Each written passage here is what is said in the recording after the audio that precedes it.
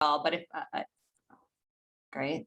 But we'll go through a presentation. I'm happy to take questions as we go along, and then happy to spend some time at the end answering. And then, as Eric said, and as I hope you all have seen through these presentations, the orientation sessions, info sessions that Kata and Eric and Amy were running, I am available to meet with you. And I've met with a couple of people on this call, but most of these people are new names. So, and I've encouraged the folks who have met with me already not to come to this, because it's exactly what I cover through the individual sessions. So you may find as a result of today that there's not a whole lot more time that you need from me, but I'm happy to make it work if that's needed. So Eric, you could bring up the PowerPoint, please, if you wouldn't mind.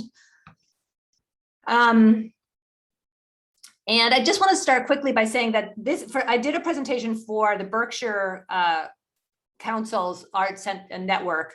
That was an overview to logic models. So if any of you belong to that or came to that or have seen this linked on the website that Leslie manages. But today's presentation is specifically about the YouthReach proposal logic model, because there's a logic model construct that I teach a lot and spend a lot of time working with people. And there are a lot of different ways to think about logic models. But Eric, Kata, and I worked closely together in some of the early design of this, and we picked up boilerplate that we want you all to use that's embedded in the RFP. So I hope, first of all, everybody has looked carefully at the actual request for proposals that is up on the YouthReach website, and that you've clicked on and looked at the logic model design and downloaded that, because that's going to be the basis upon which I organize my comments today. Does that make sense, everybody? Okay, good. All right, so next slide, please. Kata and I have been friends and colleagues for I don't even know how many years. It's a little scary to think about it, but we always start any conversation about creative youth development and measurement with this quote, because it just embodies the importance of evaluation and data, which is that one of the things that's going to be critical about any logic model you create is thinking about what's the data that's important to tell your story and is important to your organization. And so this quote by a researcher and thoughtful person named John Baer is what I always start with, which is measure what you value and others will value what you measure, which means that you need to figure out what's the information and data and outcomes that are important to your organization and to your program. And that should be the priority for the things that are in what we're going to talk about in a second, the short-term outcome column of your logic model and in your data, your evaluation section of your proposal. But anytime anyone ever talks to you about data and measurement and evaluation, you should think about this quote, I urge you. So think about what's really important to your organization, to your program, to your approach, and make sure that's the priority. There will always be folks who are asking for other things too. That's just part of the real world. But that centrally, if you're going to create a system that you're going to expect your staff to gather information, it's got to be information that's important to them too, so that staff can make adjustments in real time. So it's important enough for them to embed it in their operations. And so thinking about what you value as an organization and defining your evaluation around that is a critical place to start. Okay, next slide, please. So what is a logic model? There may be some folks on this call who have never heard of this before, and that is perfectly fine. It is a little weird concept in our world of the not-for-profit. Certainly in the for-profit world, people have no idea what I'm talking about when I mention logic model. But a logic model is basically a picture that connects who you work with, why you work with them, what you provide them with, and what impact you're going to have. It's got the concept that I think about a lot is the word alignment, which is that you want to make sure who you're working with and what you're providing them with aligns with, and this is what we're looking at right now, aligns with what's actually expected to happen. And so it's a nice document that when I work with development directors and development staff, they love having these when they're done because they attach them to every proposal. It's a great way to make sure that your staff and your leadership and your board and your consumers and your constituents align, because it should be something that's easy to understand. You should use language that is accessible. Do not use words that people don't know what you're talking about. I'm a big advocate for clarity and clean articulation in everything that we write, but logic models in particular, because you don't have a lot of landscape to communicate a lot of complicated concepts. So use the right words and be really clear and crisp, and use bullets, which we'll talk about in a second, to describe who you are. The logic model in this case, in the YouthReach case, is really just a re-articulation of what's in your proposal. And so obviously when you're working on this proposal, I'm assuming that you've gone in, you've looked at the language, you've looked at the key characteristics of what is creative youth development, you've looked at the major sections of the proposal, because everything that's in your logic model has to align with what's in your narrative. There should be nothing in your logic model that if somebody looked at it and then they look at your proposal, be like, why do those two not align? If you talk about who your target population is, when we talk about that in a second in your logic model, it should come into the section at the beginning where you talk about the characteristics of and the demographics of the people that you're serving. They need to be consistent. But this is the overview to what is a logic model overall. And in the next slide, which Eric just showed us briefly, is the template for this proposal. So this is the download from the RFP. If you Googled logic model in the internet, you will see 9 million different designs. One of my favorites that I often show, and I showed it when I did the BCAM presentation, was one that back when they were called very special arts, but now they're called open door arts, did, that was creative and colorful and had pictures and drawings and cartoons. It was lovely. And I know they're going to update that. There are lots of different versions out there. We went with this simple straight line one for you guys to be able to use, but it's not what, and this is what you should be using. Eric and Kate, I'm looking at you for making sure I'm right here. But when other folks have shown me their existing logic models, I've said, you got to move it into this template so that everybody's looks the same. Do you agree with that recommendation? Yeah, so there's no requirement specifically for which one you use, but the majority of applicants use this template, and this is all about making things as clear as you can for panelists. So if you're able to use this template, if you can represent your program effectively in this template, it'll typically make things a little bit easier for panelists to be able to sort of pick things out and assess it against the guidelines. That's exactly why I've said it. It's not like it's a requirement, but if everything is about making sure that your readers can see how you compare against other folks, because they're all going to be reading so many proposals, I strongly recommend that you use this template. Okay, so we're going to go through now each one of these columns and describe, obviously across the top, you should write the name of your organization. And you should put your mission in right at the top. And I'm definitely, this is not a time and place to be changing your organization's mission.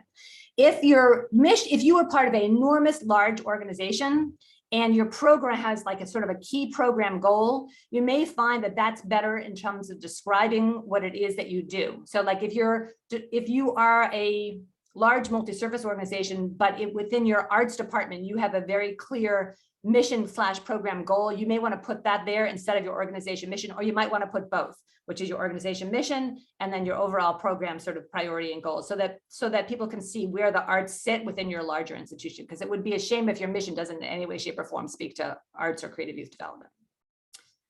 All right, so I think the next slide, I'm looking to see if that's where here. So here are the concepts that I hope everybody has the boilerplate up on their screen so they can be looking at this at the same time. But here are sort of the headings for each one of the columns that are in the logic model. And I want to talk through each one of these and sort of stop for a second after each one and see if people have questions, because this is the gist of it. If you don't understand what we're looking for in each of these columns, it's going to be hard to fill this in. After you've got your stuff across the top, which is your mission or your program or your program objective, the first column on the left is target population, which is describing who you're serving. It's really important using bullets to be able to describe who are the young people that you are proposing to serve through this application. And it should be information about their ages, where they live, any demographic information you have. The gist of the YouthReach proposal is about young people. It's about serving young people. You may also find through your programs that there is some parent engagement, there may be some community work. Sometimes people do have more than one target population, but for the purposes of YouthReach, the focus is on the young people who are being served, because those are the outcomes that the YouthReach proposal wants you to track. Anything, Kate and Eric, you want to add in terms of secondary target populations like parents and community? Because that's been the message I've been saying to folks, is focus on the young people. Yeah, I think panelists are going to spend a lot of time really trying to understand the experience of young people. Community partners certainly play into a specific section in the application where we ask about them, and if they have a direct role to play in some of the categories Julia is describing, that makes sense, but primarily it's the experience of young people. Okay. Does anybody have any question about what they should put in their target population column? Feel free to take yourself off mic and speak up, or raise your hand if that's easier. Everybody good? Okay. And again, this should align with that section at the very beginning of the proposal that asks you about community need. So the information that's here should be bullets that are also spoken to probably more in narrative format in that opening section. The next column, which I call for this boilerplate assumption, sometimes appears as rationale, and in other versions you may see that they actually call this theory of change, but basically explaining why your program is delivering the services and activities in the way it does. if there's a rationale behind your program in terms of any research that you've referenced, models that you've emulated, or just assumptions that you're making about why music, why creative youth development, why working with this particular population, that belongs to this column. Most of the other columns are all going to be bulleted and not be full sentenced. This is one column where you do want to write in sentences, if possible, if you could fit it in. So, you know, research has shown, or our experience has led us to understand, or it is well known that as a result of providing young people, So this is where you sort of lay out what's unique and special about your program, your approach, and why you're doing things the way that you are. This sometimes is one of the more challenging sections to write and write in a concise way. Usually you have room for like 3 sentences, maybe even 2, depending on how long it is, because you really need to keep it in that column if possible. And actually, one thing that I have always said to folks, Eric and Kata, and you guys may not agree with this, is trying to keep this on one piece of paper or one page. But some of the examples I've already been shown are running onto second pages. Do you guys have a feeling about encouraging folks in terms of brevity? Yeah, I mean, 2 pages is allowed, but 1 page is typically easier. Kata, I don't know if you have anything you want to. Well, it is awfully hard to fit some of this on 1 page, I have to say, especially if you have, I mean, I think this is such an incredible document for your team to really be working on. And like, we want it to really make sense for you all. And sometimes that will need to have a little bit more explanation, but you know, keeping it as simple as possible is super good, but accurate. Great. So concise, but if you have to roll onto a second page is fine, we're hearing. But ideally, in my ideal world, when I work with people around these as attachments that they use, I really work hard to sort of say, keep it to an 8.5 by 11 piece of paper attachment. Don't make sure there's some open white space, which forces people to really prioritize and consolidate and be concise. But as Kate is pointing out, you don't want to do it to a point where you're writing in such narrow ways that you aren't really accurately describing who you are. We want your secret sauce of who you are and your programs to come through. So we want to make sure there's plenty of space for that. And if you have to roll on to a second page, and again, I'm happy to look at these as folks are working on them. So if you run into things, I'm really good at saying, cut that, shorten that, do this, do that. So I'm happy to help folks with getting it shorter. All right, so assumptions. Any questions about assumptions? Does anybody have an example in front of them of assumption statement that they've written already that they would want to share? Or any questions about how to write the assumptions column? Because this is often the hardest one to write, or one of the harder ones. Deidre, you don't have one yet, do you? Since we've worked together already.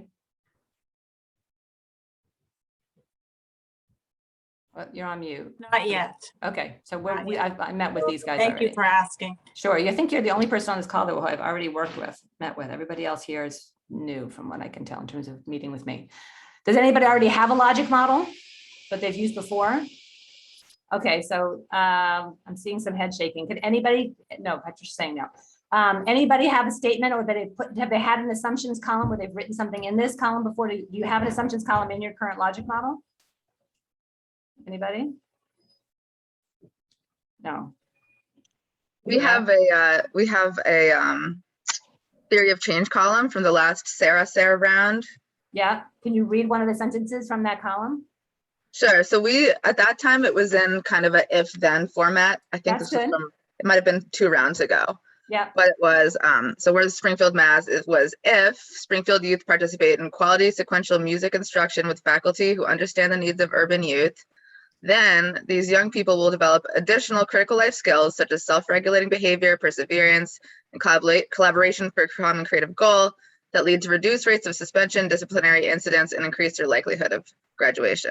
All right, so that's a good example of it. If then also works perfectly, making sure, of course, that whatever you say in the then makes sense in terms of how you're laying out your program in the larger proposal. And again, I'm going to just keep reiterating, look back at those creative youth development characteristics that are at the front of this YouthReach proposal, look at the different buckets in the program design section. So you're really speaking to the create, connect, and catalyze components of what it is that we're really looking for as part of defining creative youth development and quality creative youth development programs, so that sort of weaves through as you're talking about your assumptions and what you're hoping to accomplish. Okay, thank you for sharing that. Any other questions about assumptions before we move into strategies and activities, which is the easiest column on the logic model? Okay, you can always come back at the end, that's fine. So strategies and activities are really easy in general, because you just basically are bulleting out the key elements of what your program provides. We offer 2 cycles of 15 weeks of twice a week for 3-hour music education classes with small groups and individual instruction. I mean, really bullet it out in terms of the elements of your program. If transportation is provided, if meals are provided, I mean, this is all pre-COVID, of course, but you know, what you're proposing for next year, because these are all proposals that are going to be implemented next year, but what are the key strategies and activities that are included as part of your program design? And again, alignment, it's got to make sense with the outcomes that we're going to talk about in a second, and it's got to be what's in your narrative. So as you're looking at create, connect, and catalyze, and describing what your program does in those 3 big buckets from the proposal, making sure that your strategies and activities align with what you're writing in your narrative. This section usually is easy to do because it's in your DNA. It's how you run your program. Any questions about strategies and activities? One thing I do say to folks is you may not find the space to write absolutely everything there, and that's okay. But it does sound like you can roll onto a second page if you need to. But oftentimes I say to folks, you know, pick the critical elements of your program, but it doesn't need to be down to every single tiny little piece of minutia that's in your program. Anything, Kata and Eric, you want to add to that? Okay. All right. Outputs and outcomes, my favorite part of the logic model, because this is what logic models are all about, is sort of making sure that you're then gathering the right data that aligns with what your program is doing. Outputs are usually the counting of what's actually happening, is how I describe it. So outputs is usually the how much, where outcomes are the what impact you've had, the change measures. Outputs would be the number of children, number of young people served, the number of classes held, the number of teaching artists engaged in the provision of the service, the number of school partners you have, and anything else that's direct, quantifiable data that describes in a very clear, concise way how much and what is happening. It's not a change measure. It's not going to be that an increase in or change in knowledge or anything. We'll talk about that in a second. It's really counting how much of the service delivery and the young people and all the elements of your program are occurring as a result of this program. It's pretty straightforward and simple, but sometimes people confuse outputs from outcomes, and I want to make sure that that's a clear difference. Outcome is change. And as it says right here, specific changes in knowledge or skills, attitudes, or behaviors expected as a result of program activities. And we'll talk about that in a second. Does everybody feel pretty clear about outputs? Okay, that one's straightforward. All right, outcomes. Your outcomes should be changes that occur as a result of your program on the young people who participate. You have to be realistic here, people. You're not necessarily, as a result of participating in your program, changing their high school graduation rate. That is not the purpose of YouthReach programs. It might be something that's going on and it's contributing, you know, they're coming to your program, maybe helping them develop into more confident young adults that can work better in teams, that think more creatively, that have perseverance. Those are things that you're going to be able to measure as a result of surveys and standard tools that are out there. But to take responsibility and say that as a result of participating in our programs, young people are graduating from high school is not a great alignment with what it is that YouthReach is really seeking to serve, and also with the service delivery model that most of you are providing. I guess if you have embedded in your model an educational component where you're providing direct educational support, then that would make sense. But I would also ask you to really carefully make sure that that makes you a good fit for the YouthReach program, because the YouthReach program is very much about creative youth development goals and not necessarily educational outcome goals. But Kate, I some just saw you programs, nodding. well, some Yeah. programs directly that are in YouthReach do directly align those. For instance, if they are working all with juniors and seniors, that's woven into it. And I think that's just where you want to be very specific about the activities, the outputs and outcomes that you're looking for, and where you can compare it to other rates within your cities, but just to be as clear as possible. Can I ask a question of the two of you just in general, in that because these are $22,000 a year grants and nobody's program is covered by $22,000 a year grants, you want to see the whole program described, even if the budget's only covering a small portion of their overall costs. Correct. So this funding is essentially unrestricted programmatic operating support. It's not organizational operating support. So the panelists want to understand the entire program. When we get to the budget section, it's a small scoring percentage. The weighting is only, I think, 10 points out of 100. But you know, we do want to see a diversity of funding sources. But for the purpose of the panelists, they want to understand if, you know, the whole program is something that aligns with the goals of the granting program. So but the goals aligning with aligning with the goals of the granting program is what I'm saying. So that, if you have a $200,000 program and it includes creative youth development components and educational components and maybe family support services and things like that, you want to see the whole program, and you want to see the whole program laid out in a logic model, even if the focus of YouthReach is specifically the creative youth development component aspect of the program. Well, I think we'd be most interested in the logic model for the YouthReach program. That's what I thought. Yeah, because otherwise, I mean, especially trying to fit all onto one page, that's a lot. So, but with particularly the YouthReach program, yes, I think the narrative is where you can try to talk about how it nestles into the larger vision of things, but we really want to have the clarity around what does your program do? In the context of YouthReach and creative youth development. Exactly. Great. That's what I've been telling to everybody. It's always good when I'm correct. So that means that the outcomes that should be in your logic model should be creative youth development outcomes.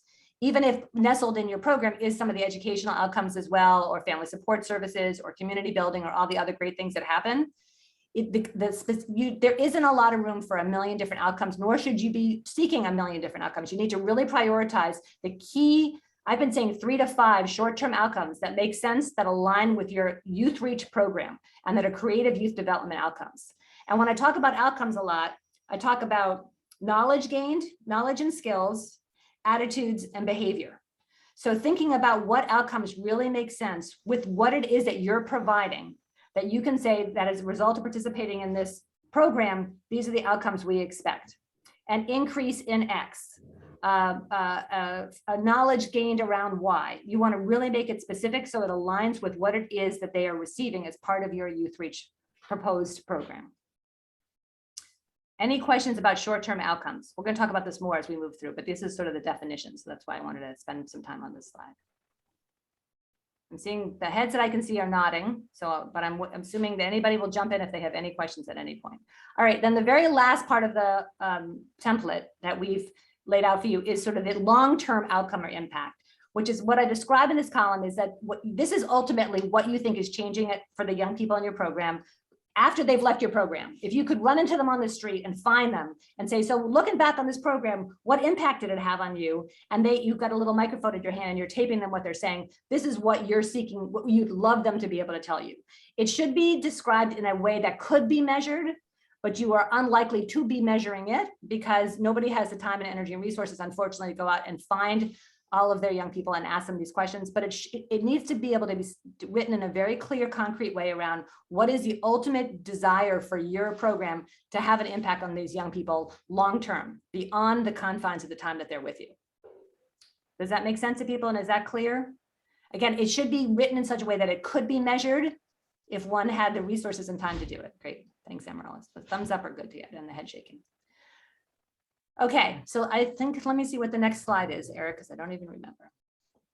Okay, yeah, so this is where I think it's really important to tie back to the actual proposal. I have been keeping the YouthReach proposal tab open on my computer all day long, every day, because I'm constantly answering questions from people, and also because I need to ground myself in what's going on. But we started at the top, which, so you've all downloaded the logic model already, and now you've memorized it, and it's going to be in your dreams at night. So make sure you got that baby open on your computer. The other section that I've been spending a lot of time talking to people about has been the program evaluation section, because the logic model basically is part of the program evaluation section. So you need to make sure that what you write in the logic model aligns with what you're writing about in your program evaluation section of the proposal. I've underlined here for myself in the heading here, the fact that the plan that you articulate here under program evaluation is about program's impact on participating young people. It's specifically the young people in the program that they want to know how the program is impacting them. And so really drilling down on that as you write this section. And then as you can see here, this is verbatim from what's in the proposal about how to make sure that this section aligns. One thing that I have found very clear, and I hope everybody else here has, is that youth voice is critical in this YouthReach proposal. It is woven through the whole thing. In every section, youth voice gets articulated, and it is articulated here in the program evaluation section as well. So when possible, and if you really sit down with some young people as you're putting your logic model together and as you're writing this proposal, and again, specifically as you're thinking about this section, and get their 2 cents in how to think about this. What did they think has been the impact of the program on them? What are the kinds of things that you should be measuring that you make sure really are about what's happening when they're in the program? You want to make sure also that you have the right staff involved in the planning of this. And as you think about after you get the money, God willing, who's going to be tracking this information? Because they want to make sure that you've adequately invested time and resources here. So again, making sure that your logic model really connects to what you write in this section, and that every data point that you articulate here is also articulated in your short-term outcome section of your logic model. Any questions about this slide, about this proposal? I'm sure you guys have all seen this already. Okay, great. Next slide, please. So these are just the questions I basically just talked through. And actually, Eric, are we going to make this PowerPoint available to folks afterwards if they want to go back and look at any of this stuff? Yes, and the report. Okay. So I'm not going to talk through these slides, but this is basically, as you're going through this section, these are the questions that I would lead you through as we talk through as I went through the definitions, but this is sort of what I said about the who, which is target population, the why, which is the program assumptions, the what, which is what program services, the when, which is also part of that. You know, being one of the things I talk a lot about with people when they're trying to figure out their outcomes is dosage and duration, which is being able to say, you know, how much time you're spending with young people and for how many weeks or months, because it's a very different program. And I used to say a million years ago when I started teaching logic model stuff, you know, a once a week class for 2 hours is going to have a much different impact than, you know, 3 times a week for, you know, a full school year. And the changes that you're going to have is very, very different. So you have to, you know, be really realistic in terms of the outcomes that you're going to have around what kind of impact you're really seeking to do. And so making sure that you're clarifying in your articulation, what's your dosage and duration of your program. And then the next slide, please, Eric. How much? So that's the outputs that we were talking about. And then the change, what change, which is the outcomes, both the short term and the long term. One thing I also want to mention is that I think we put in the template short term and intermediate in the outcome column. Is that correct? I don't have it in front of me right now. I think we put intermediate there too. And I've been talking to people a lot about whether they need to have both short-term and intermediate outcomes. If your program model is that you see them for 1 cycle and then they can enroll for a 2nd cycle, or you see them for 1 year and then you're really encouraging young people to stay with you for 2 years, and you're able to track data for them to see what the difference of a 2-year intervention is versus 1, then that would be the outcomes that are part of your intermediate versus short-term. A lot of the programs I've spoken to so far, though, are just going to focus on the short-term outcomes. And I think that that's fine, because that's the data and those are the outcomes that they're able to track. And I don't want you to force yourself into promising intermediate outcomes if you don't have any at this point. Better to have high quality short-term outcomes that align with your program model that can really speak to the impact that your program is having. So that's something that really only makes sense with certain programs that really have that data tracking capability, where they can say, through a longer term intervention, they're seeing specific outcomes that are different than what the shorter term, short-term outcomes are. Okay, any questions about the difference between short-term and intermediate? Okay. I think this is towards the end, right?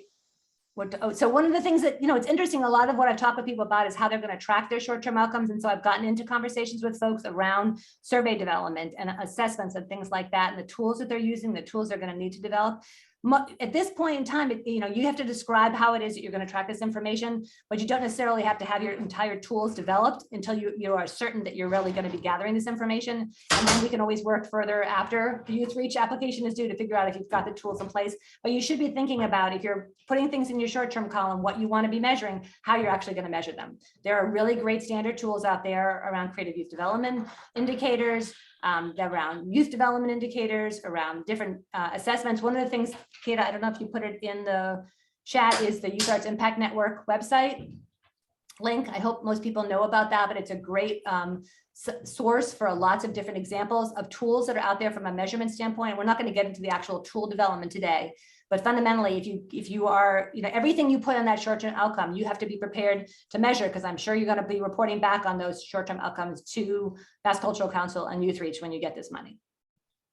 Also, I'm going to just put in, some of you may not be familiar with the Boston Youth Arts Evaluation Project, but the second page really does a good job of really looking at short, intermediate, and long-term outcomes, just as examples. This was done about 9 years ago now, but and then also just the mapping the field report, so you can see sort of where we ended up coming up with the create, connect, and catalyze words. I'm also going to just put that link in just so you have them. And yes, I'll put the Yang link in as well. If you go to, when you go to Yang and you look under resources, there's a whole bunch of tools and templates. There are student assessments, there are teacher assessments, there are intake tools. It's just, Kate and I spent all summer updating it, and it continues to get populated. And it's got a lot of great examples of tools that are out there. And I think there was one more slide. Did we miss it, Eric? The one that had talked about the reviewers? Yeah, it didn't get into this version, the slide that I sent you. There was one thing that we had talked about, which is how, and maybe Eric, you could speak to it, or is it was in the older version, or the newer version, which was how we think reviewers are going to use the logic models. Yeah, so when we train our panelists, we encourage them to use the logic model almost as a table of contents for the application, because what you're going to see in each of those columns are, you know, participants and then program design and evaluation, and there's more context in the narrative of your application. And so this is a way for panelists to really understand the high level overview of your program, because most of them will not know anything about what you do. Our panel is comprised of experts in the field, their program and organizational leadership, their experienced teaching artists. We do have a few alums, creative youth development program alums, so they understand this work in its different fashions, but they won't know your work. So when they're looking at a logic model, it's really helpful for them to get this overview of who you're working with, what you're doing, how you're trying to change the world, and how effective you are at doing that. And then they dive deeper into your application and the narrative, and they might do that again in a site visit. So there's a number of ways for you to tell your story. There's the logic model, there's the narrative that's written, and then there's the site visit. The logic model is the best way to give just a basic outline and understanding of what it is you all do. Great, and I think you can probably take the PowerPoint down now. This is my email, and I think most people should have it already just because Eric and Kate have been sharing it around, but feel free to email me as a follow-up, and we can open this up to any questions, any concerns, anything else that I can answer now, more generally. Hi, I have a question. My name is Camilla. I'm calling from Beat the Odds. And we have recently partnered with the Record Co. So we run our program at the record company. And I just was wondering, looking at your logic model, it's very much based on like a one program. If we're running our program, we wanted to apply for this grant together. Is that possible? And how would that look kind of on the logic model? How it looks, the logic model is just very much about one program, but obviously it's both of us because we run our program out of the Record Co. That's a good question. So you'll need to establish who the lead applicant is. Most of our organizations have partnerships to some degree because creative youth development is really built on the idea that it takes a village. There's not one organization that can do all of the things that young people need, you know, in one space. So I think it's going to be important for you to understand what organization is taking the lead, whose staff will be working with young people, how the money will be spent, because one organization needs to be the lead applicant.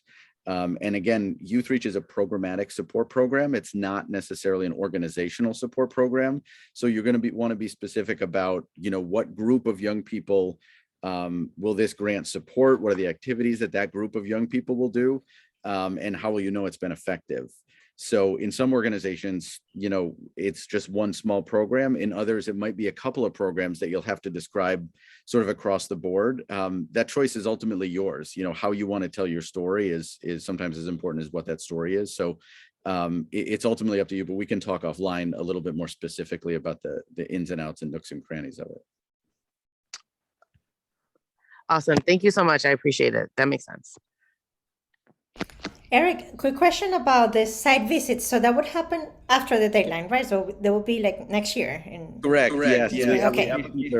They're due December 16th, and then they're going to start scheduling right around that time. They'll begin January 15th and run through April. And this year, all of those site visits sort of just arrived. They're all going to be virtual. And so we'll give you some Something seems. Oh, is it just my screen? No, is it an echo? Because I hear myself and it's pretty awkward. Oh yeah, Yeah, no. it's echo. Oh, sorry. It just stopped. It just stopped. Oh, good. You can't stand hearing your own voice, but when you hear it as you're speaking, it's very, very awkward. So site visits will take place between about the middle of January and the middle of April. They'll be virtual. So we'll send some information about how to kind of set those up to do it effectively. And there'll be a site visit report form, and we share that form with you. The panelist who comes along with Mass Cultural Council staff, the panelist who visits your site will be the lead reviewer on your application at the panel. So what will happen is when we get to the panel, when your application comes up, whichever one of us is facilitating the panel will turn to that site visitor and say, can you talk us through the application? And they'll sort of present their experience with the organization. So we'll have a lot more information upcoming about that. We'll send you templates of how to set up your site visit. We let you determine what the agenda is and all of those kinds of things. But short answer is yes, it'll happen starting in January. Great. And so for the application link, is it like the same that we go to MCC website and it's very easy to find, or will you be sharing that with us? Yeah, it's on the site. I bet Keita can probably find it and share it in the chat, but it's also on the site. So there'll be some information and it says proceed to the application. It'll look a little different because we have a new grants management system and it's been updated a little bit. Oh, there it is right there. Keita already put it up. So we encourage you to go log in because it's a new system. You'll need to create a new login, but go take a look at it and start going through it now. And then we're here to help over the next month as you're kind of finishing it up. Awesome. Thank you. Just a reminder too, you can, once you log in, you can actually download the application. So that way you can have like a hard copy of all the questions and kind of work on it or talk with other staff about it. And to Julia's point earlier, to have a young person, there's like 4 questions that a young person needs to be filling out. This also can be a recent alum, but just somebody that really could speak to your program and how it has affected them. And I'd also really urge you, start right at the very beginning of the page because it says how to apply. The first thing is read guidelines and the key characteristics of creative youth development. Really follow everything that's there because and read it through carefully, not just about description and eligibility, but really the design. I mean, I think the page that Keita has offered as a link does a great job of laying out the various components, the points that are associated with each section, the bullets with the points that go with each bullet. It's a really clean, crisp proposal. Follow the outline very thoughtfully and carefully in as concise and clear and unique a way. You want your own, as I said, secret sauce, special characteristics, what's distinct about you, but also how it applies to the specific questions or sections as the proposal is organized. Can I just add, even though we're being so detailed on all this stuff, we also encourage innovation. We also encourage new ways of doing this. We understand that the logic model, John Baer, the person that we quoted, Julie Gittleman, he has this great article where he talks about, logic models are great, but we don't live in this world of what's dominoes that one falls and everything else falls. We kind of live in the world of pickup sticks. We acknowledge that the world is complicated. We acknowledge that you do so much in so many different realms. What the logic model though can do, and I think why we're excited about this new generation of YouthReach grantees too, is that how do we really try to articulate in very specifics what we do and how we do it, knowing that it is incredibly complex. Don't minimize that complexity to a point where it's really not saying anything. We want to pinpoint that, get it down to the kernels of essence of what you do. And so we can give justice to that and honor the incredible hard work everyone does in working with creative youth. Which is why I always say, keep it simple. Don't promise 8 different outcomes. That just doesn't make sense. Think about really just the kernels of what Kate is saying in terms of the real specific short-term outcomes that you hope your program is succeeding in. And that's the focus of what should be in the logic model. You don't need to promise a million things to have a really high quality creative youth development program. And I just want to address Lauren's question in the chat. If you're presenting a new program, you recommend bringing in a youth to speak about what sounds exciting. The program does welcome applications from programs in planning, programs that are not yet up and running. All the programs that are currently funded, all 72 in YouthReach at some point were in planning. So if you're in a situation where it's not up and running, I think you know, again, it's your choice as to whether you bring in a young person, but they can probably speak to a lot of different components of the application. I would recommend looking through the application and thinking about the things that young people could contribute to in terms of helping panelists understand, you know, what the current environment is, and then how the change is going to happen within it. Yeah, and I think it is a great idea. I mean, even all those outcome areas that you see in BIAP, all of that is based upon so many conversations with young people. And that's how those things were arrived at. So the more that you can talk to them and that they can be helpful in the planning process and even in discussing your logic model. I mean, I think that's great to have that be transparent and getting that input.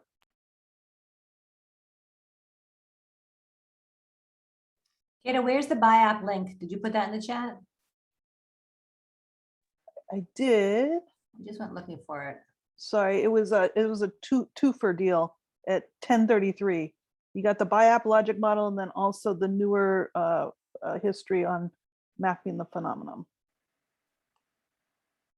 Oh, wait. Oh, sorry. You're right. It didn't copy and paste. One moment, please.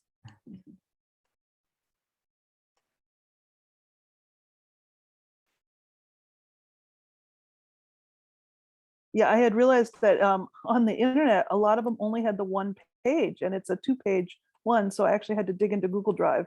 So it's actually in the Google Drive. Hold on, I'll paste it. Here, we'll get it from the Yane site, it'll be fastest.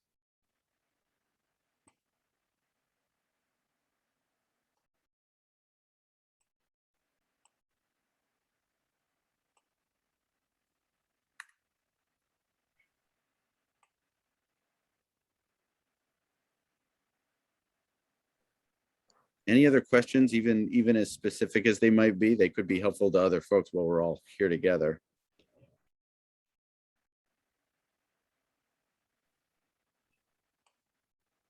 Deirdre? You've all been very generous about saying you'll read drafts and you'll help us with our proposals, but there must be a final date at which you will be unable to help us. You don't want to get everyone's at once. Do you have any suggestions? Yeah, I mean, try to give us a couple days ahead of the deadline. I think it'll depend on volume, and the reality of what's about to happen is we're all going to go away on Thanksgiving, hopefully see family and be safe. And then we come back and kind of all hell breaks loose in the last 2 weeks before an application's due. So things will get busy. So I would say as early as you're able, we'll be able to give you more time. And we definitely, you know, try to block off time as we approach it. So we'll send you a heads up, but I would say the first week of December is the best week to get it to us. Second week, we'll start doing what we can. And in the day or so before, you might get quicker responses, but we'll try to be responsive to everything. Quick question. For those of us that are applying again, that we were already granted, do you guys expect us to change a lot that previous application?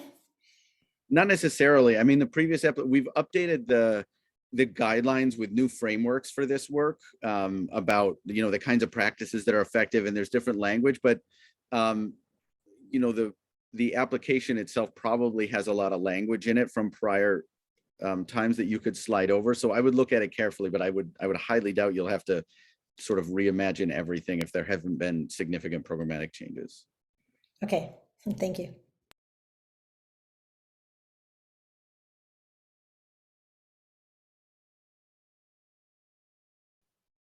All right, well, I am all for avoiding awkward Zoom silences. We all have enough of those in our lives these days. As we said, if you're a new applicant to the program, Kata Swabak here, who's been doing the chat, if you want to drop your email in the chat, Kata will be your contact for your application and for review. If you're a returning applicant in music, I'm your guy, and I'll type my email in the chat. And then for other returning YouthReach applicants, my colleague Amy Chu will be the person who can review everything. So again, we're here to help. This is not a general statement in life, but we don't matter in the actual decision making. Again, our panelists they score the applications, they make funding recommendations to our council, and our council ultimately approves them. Our job is to just facilitate it. So we're here to help you through the process. as much as we can over the next, month or so. Which really speaks to the point, and I keep saying this in all my meetings too, is that it's not going to be these guys reading your proposals. So you really need to make sure that who you are and what you do and how you do it comes through clearly for somebody that you met on the street. I mean, they will be experts and other folks who work in this area, but they won't know anything about you. And so it's particularly important. I'm rooting for all of you, but I can't review any of your proposals. I want you to all be prepared to make your best case you can with folks that are not in these calls or on these meetings. And just one other point that we really emphasize is that our panels will take place, I think it's early June, and they're public. You can call in and listen to the deliberations and hear what panelists are sort of saying and understanding from your application. We're trying to be as transparent as we can as a funder. I know that doesn't always happen. And panelists are going to do their very best to represent your applications as well. So just keep that in mind. But there'll be a number of opportunities to sort of check in on how you're doing along the way. All right, thank you to Julia again for jumping in with all of this. Again, she's available for help specifically on your logic model. I would say get to her sooner too than later, because it'll ramp up. But thank you all for joining, and sounds like we'll all be in touch in different ways soon. Take care. Nice to meet you all. Thank you. Bye.